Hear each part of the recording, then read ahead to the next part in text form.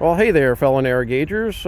Look what we have here. So the New York Central Caboose has finally been delivered, and now it's sitting in its permanent home right out front, and not obstructing the parking lot in any way, which is good.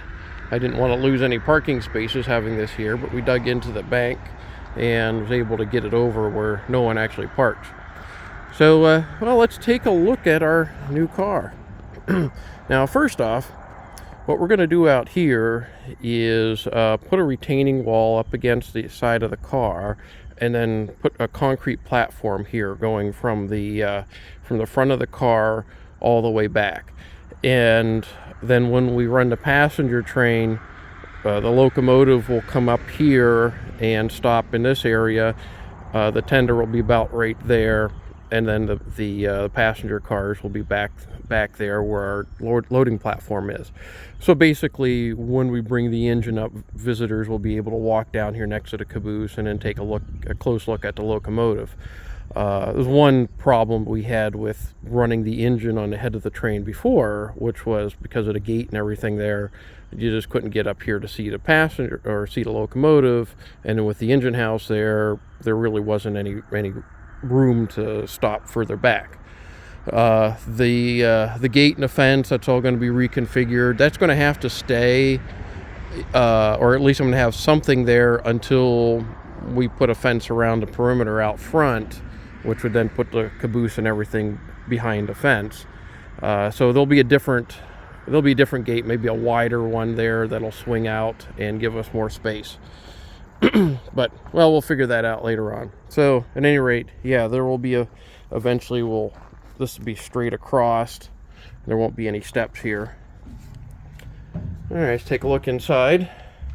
It's still junky in here because we just set it in place a couple days ago, and I really haven't had a chance to do much in here. But, yeah, this is going to be our office space back here, little crew area right here. Working on getting the coal stove installed. I've got some floor work to do on the back end still, but hey, this is pretty nice. Then eventually this fence will be gone, and you'll be able to look straight back onto the platform from right here. So the back end here is pretty close to the ground. That step is just about at ground level. We're going to still put in a platform, and it's going to go out and around the ingot mold.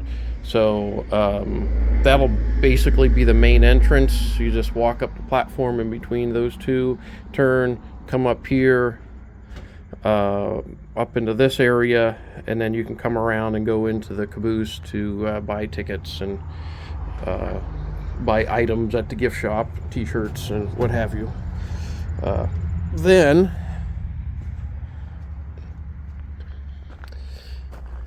this whole area here will be concrete. You can, if you want to go inside to take a look at the Todd engine, other exhibits in there, you can, without having the current gift shop area up front. I can use that for other exhibits. Give us actually a little bit of space to display stuff that we really don't have in there. So it'll be good getting that out of that corner of the building. All right, let's take a look at what we've been doing to 58 this week. We're going to run tomorrow for a steam locomotive experience. It'll be the last one of the year, and we'll start that back up next spring once we get the engine back in service again. At an auction, I did buy an 1.25" high-pressure Penberthy injector and got it installed, and actually got this done about 2 days ago. So I took the 1 inch out, put this 1.25" in. This locomotive and all these Porters originally had 1.25" Garfield injectors, so this is actually the proper size for this engine. The 1 inch we had was a little bit small. The high-pressure injector, you can tell by, you see that little handle down there. That there is for starting these at low pressure. So if you back it off, you can start this at low pressure. That's what the catalog says. We're going to find out. So at any rate, replumb the steam line coming in from up here. The the globe valve that I had up here was leaking, so I put this ball valve on there. That's a high pressure steam rated ball valve. So we're just running 1 inch down up to the 1.25 inches, and then you have the 1.25 inch water feed line here, the drain right here, and then the injection line, and then that's all newly plumbed in. It's all 1.25 inches up here, and then turns and goes into the boiler right there. So one other thing that we have here is a temperature gauge. This tells me the temperature of the water in the tank, because we had an issue with hot water in the tank, especially when it's like 90 degrees out. We're trying to run and the tank has 80-degree water. These injectors don't like water that's too warm. Now the high pressure version will handle water that's warmer than the standard pressure version, so that should help us. This here basically tells us, in addition to the water level gauge, of when we have to come down and put water in the tank. If we're getting low on water from the water tank gauge, we can come down and put water in. If this starts getting up over 100 degrees, then we also have to put water in to cool the water in the tank down. So that's a little addition that we added. They haven't really done anything else on the locomotive here. She's been running pretty good, actually. So let's take a little walk around the site and see what's going on. So since our water supply up on top of the hill has been well, fairly crappy, this is how I'm bringing water in. It's a tote at a time from the well at home. It works. There's the work flat, our crane that I haven't touched it since the day I put that together. That'll be a winter project, so getting that up and running. Over here, these are materials that I purchased from Ohio Valley Track Work for the 2 switches that are going in at the engine facility. So it's 85-pound rail. This is a number 4 frog guardrail, 7-foot 6-inch switch points, the heel blocks, all of this. It was roughly $5,500. This is all brand new. But these are the basic components that we need for the 2 switches. All right, so let's head up the hill here.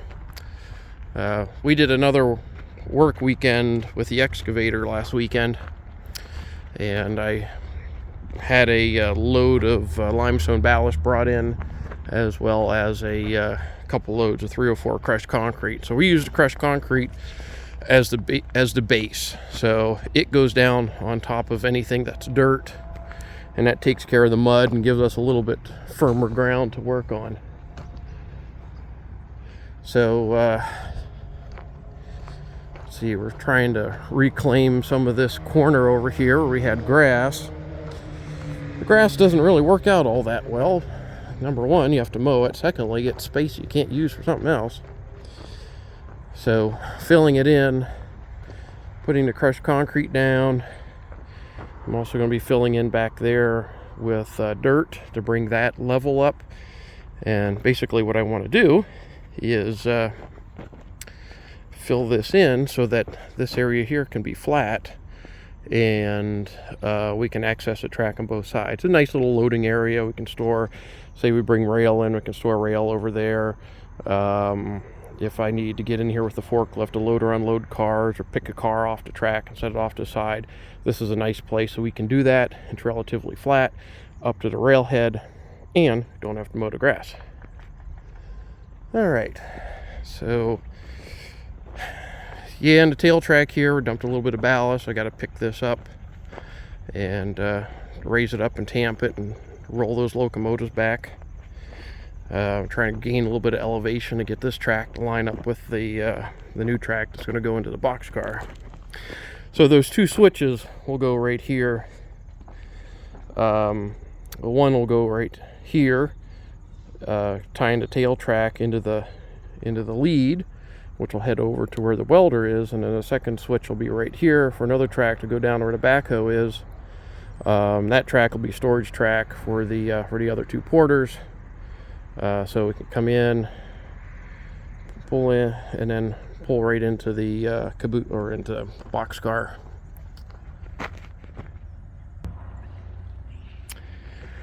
And we've also been dumping ballast over here in this area here for filling in the shoulders. So since we only have the bottom dump cars, you put it in the middle there and then just kind of shovel it off into the shoulders. It works. It'd be better if I had a proper ballast car, but those are practically non-existent in 2-foot gauge.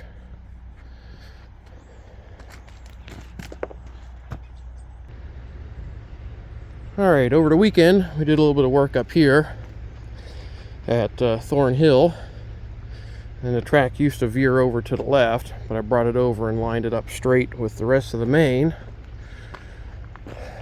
Kind of filled this area in here with the 304 and did some more grading back there to the rear end of the property.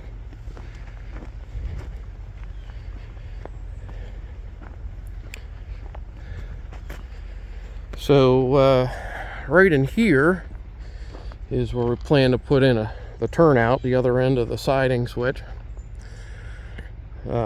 Basically from the end of that rail, probably put a full 39-foot sticker rail in, and then put a frog in right about here, and then the switch stand will be down around there somewhere. Then the other track will come up, and we'll start digging into this here, take these few trees out of the way, and start this siding heading downhill.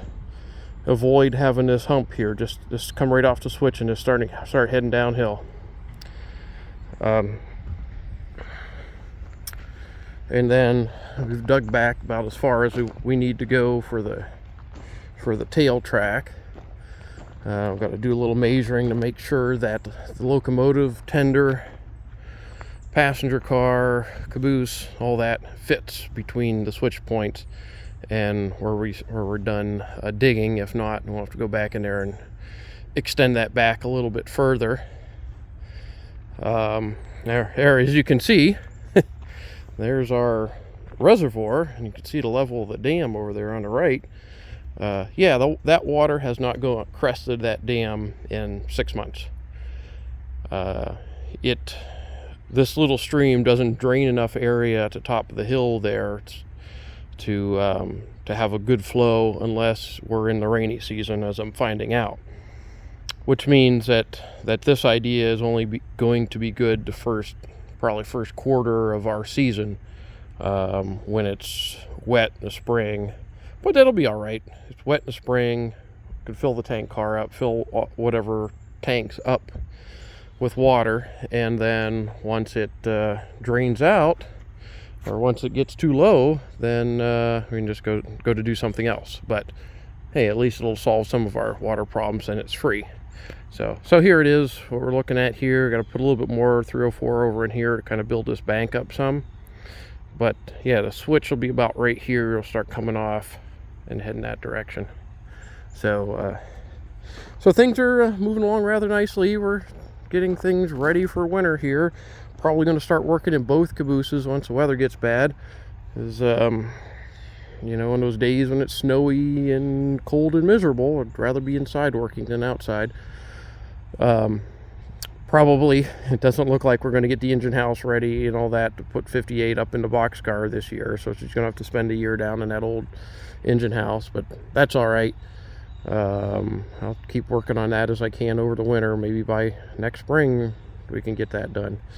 And I still got to get the rail and all that ties for these tracks here. So at some point over the winter, I've got to go and pick that stuff up. So that's what we got going on here at J&L Narrow Gauge. There's 2 more operating weekends in October. Our last operating weekend in October, I think the Saturday night, we're going to run into the evening. So it's going to be basically nighttime operation, nighttime photo shoot here. Everything that has lights on is going to be lit up. So if you want to come out and see things, that's a good day to do that. Come out that evening and experience the railroad at night, which is very rare. We hardly ever run at night. All right, everyone, take care. I'll talk to you later.